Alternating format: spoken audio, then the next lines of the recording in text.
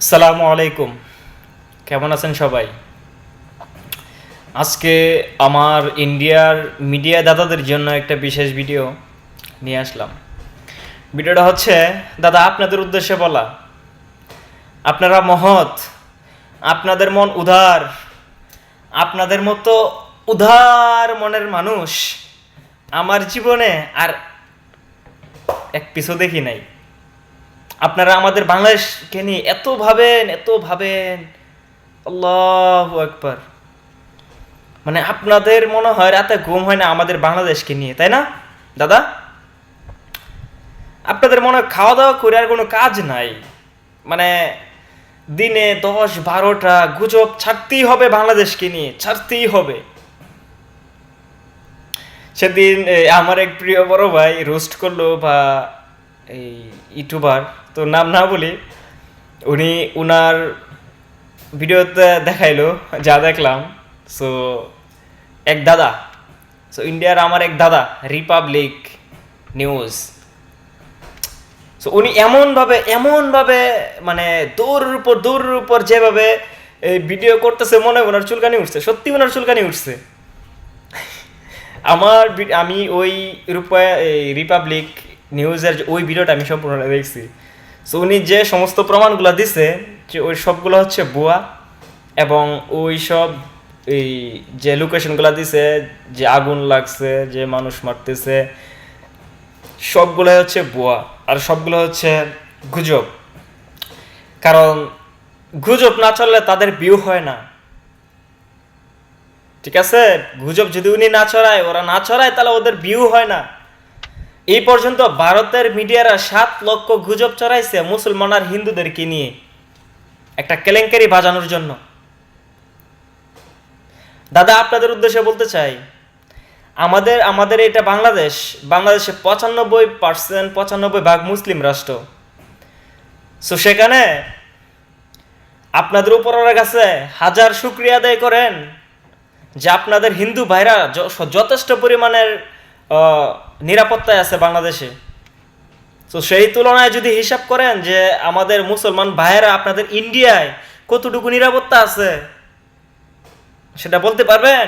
1% নিরাপত্তা না, 1% নাই নিরাপত্তা, এটা গ্যারান্টি দিতে পারবেন না। আর আপনি সেদিন বলছেন যে আমরা গণতন্ত্র শিখাইতেছেন, গণতন্ত্র কিভাবে রাখা হয় আমাদের কাছ থেকে শিখেন, আমাদের কাছে বুকে হাত দিয়ে বলতেছেন।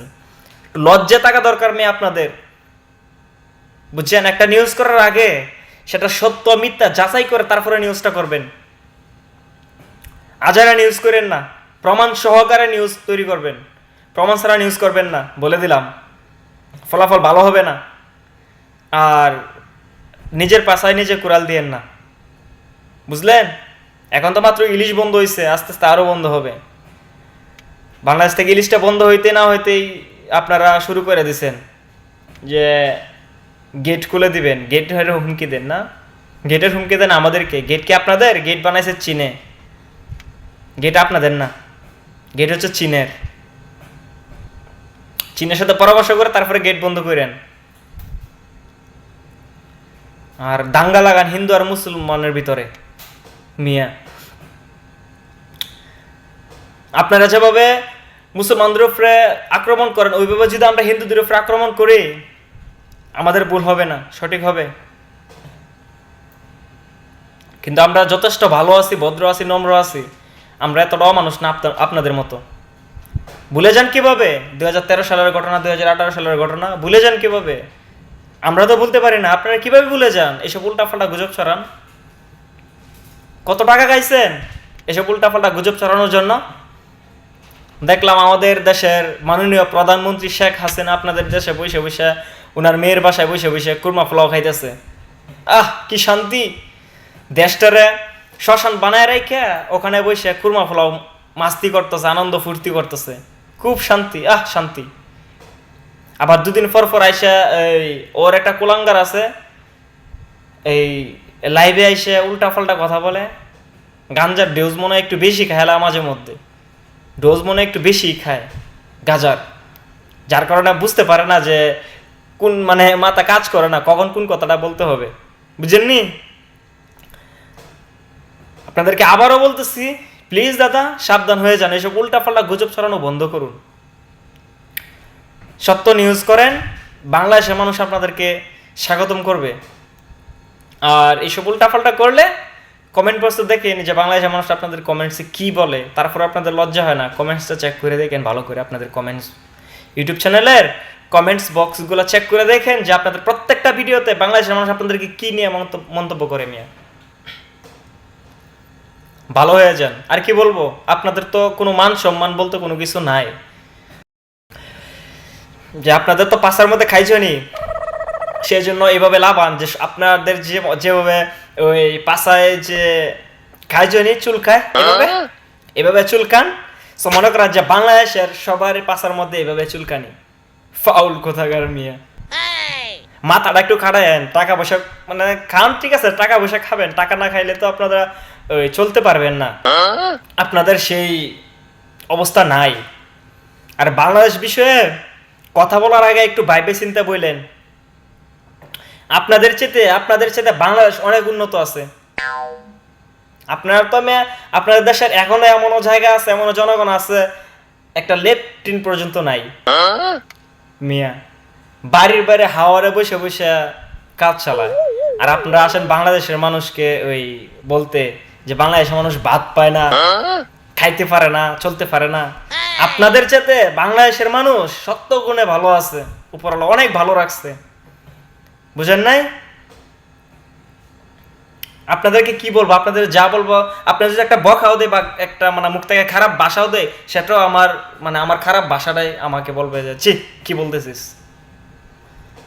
মানুষকে খারাপ ভাষা বলতে হয়, আপনাদেরকে বললেও তো লাভ হবে না, বা বললেও ওইটাও উল্টা আমাকে রিপিট দিবে, ওই ভাষাটা আমাকে রিপিট দিবে যে মানুষ পাস নাই কই যা, কাকে কি বলতেছিস।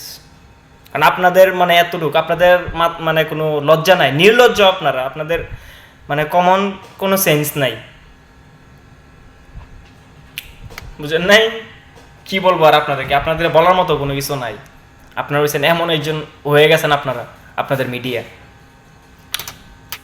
সো এতটুকু বলি যে ভালো হয়ে যান, বাংলাদেশের বিষয়ে কলকাঠি কম নাড়েন, আগে নিজের দেশটাকে গুছান, নিজের দেশের গণতন্ত্র ঠিক করেন, ঠিক আছে? আপনার দেশের আপনার এই কলকাতার একজন বোন মৌমিতা দেবনাথ, তার কি নির্মমভাবে তার নির্মম পরিহাস, এত মানুষের নির্যাতন, এত মানুষ দর্শন করার পরও তাকে বাঁচাতে পারে নাই, শেষ রক্ষাটা তার হয় নাই, তাকে মৃত্যুবরণ করতে হয়েছে। আগে নিজের দেশটাকে রক্ষা করেন। সে তো হিন্দু, সে কি মুসলিম ছিল? আপনারা তো কোনো অ্যাকশন নিতে পারেন নাই। আমরা বাংলাদেশিরাই আমরা আন্দোলন করতেছি, ফেসবুক কামাইতেছি, আবার আসছেন এখানে হিন্দু মুসলিম মারাইতে। একটা কথা বলার আগে ভাইবে চিন্তা বলবেন, বুঝে শুনে বলবেন যে কথাটা আমি কি বলতেছি বা আমি কি নিউজটা করতেছি সেই নিউজটা সত্য না মিথ্যা। কমন সেন্স যদি থাকে তাহলে, বুঝছেন? মাথায় গেলেও একটু থাকে যে, আর মাথায় গেলেও কাটায় কাজ করবেন মিয়া। কি বলবো, আর কিছু বলার নাই, ভালো থাকবেন। শেষ এতটুকুই বলবো যে বাংলাদেশকে নিয়ে গুজব না ছড়ায়েন না, যদি পারেন বাংলাদেশকে নিয়ে ভালো কিছু করেন, ভালো কিছু ভিডিও বানান, বাংলাদেশের মানুষের মনে জায়গা করেন, মনে এই জায়গায় জায়গা করেন, বাংলাদেশের মানুষ মাথায় তুলে রাখবে। আর যে অবস্থা করতেছেন বাংলাদেশের মানুষ আপনাদেরকে এখন বর্তমানে পায়ের নিচে পায়ের নিচে রাখতেছে আপনাদেরকে। এবং শেষমেশ বলবো আমার প্রিয় দেশবাসী, আমার বাংলাদেশের জনগণকে শেষমেশ একটি কথাই বলবো যে আপনারা ওই সমস্ত গুজব নিউজ দেখবেন না, কারণ ওইসব গুজব দেখে বিবৃতি মানে সৃষ্টি করবেন না, কারণ ওরা হচ্ছে গুজব ছড়ায়, আমাদের বাংলাদেশের বিরুদ্ধে একটা বিবৃতিকর গুজব সৃষ্টি করে এবং মানুষের ভিতরে একটা দ্বন্দ্ব তৈরি করার চেষ্টা করে। এবং সেটা করতেছে আমাদের এই সাবেক প্রধানমন্ত্রীর সুপুত্র, যে আমাদের মাননীয় প্রধানমন্ত্রী নিজে বলছিল যে পাকিস্তানের এক লোক নাকি তাকে তার ছেলেকে বলছিল ওর এক নমরুদ পয়দা হবে, ঠিক না? তো ওইটাই যেমন বলছিল ওইটাই, বুঝেন নাই? টাকা দিতেছে আর ওরা ওইসব গুজব ছড়াতেছে, আপনারা ওইসবে কান দিবেন না। সবাই ভালো থাকবেন, সুস্থ থাকবেন, আল্লাহ হাফেজ, আসসালামু আলাইকুম।